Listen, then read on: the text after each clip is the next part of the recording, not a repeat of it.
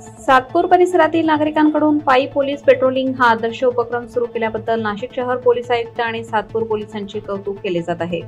सविस्तर वृत्त असे की नाशिक शहर पोलीस आयुक्त यांच्या आदेशानुसार आणि सातपूरचे वरिष्ठ पोलीस निरीक्षक रणजित नरवडे यांच्या मार्गदर्शनाखाली सातपूर शहरात पायी पोलीस पेट्रोलिंग हा उपक्रम सुरू करण्यात आला आहे। गुन्हेगारी, चेन स्नॅचिंग, मोबाईल चोरी तसेच दहशत माजवणाऱ्या गुन्हेगारांवर बसत बसावा यासाठी दररोज शहरातील विविध भागांमध्ये पायी पोलीस पेट्रोलिंग राबवले जात आहे।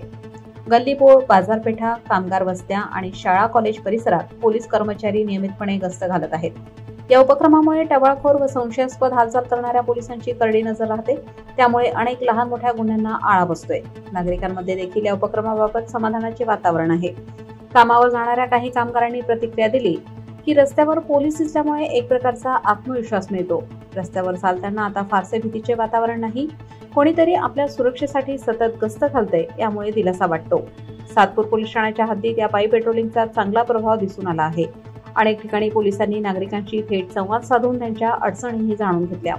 पोलीस आयुक्तांनी सुरू केलेला पायी पेट्रोलिंग उपक्रम हा एक आदर्श उपक्रम ठरू शकतो, असे मत जनहित में न्यूज सोबत बोलताना नागरिकांनी व्यक्त केले आहे। या उपक्रमाला सातत्य द्यावे आणि नाशिक शहरात कायमस्वरूपी सुरू ठेवावे अशी अपेक्षा कामगार व नागरिकांकडून व्यक्त होत आहे। असे उपक्रम कायमच राबवणं गरजेचे आहे।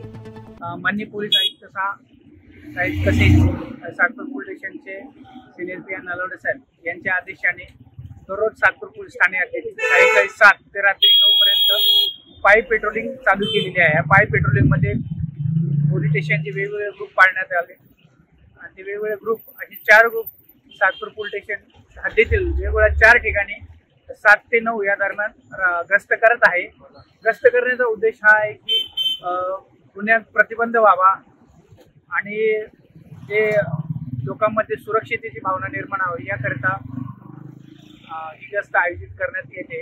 या गस्तीच्या अनुषंगाने आम्ही आता कामगार नगर, ITI कॉलनी परिसर, ITI परिसरात आता गस्त करत आहोत।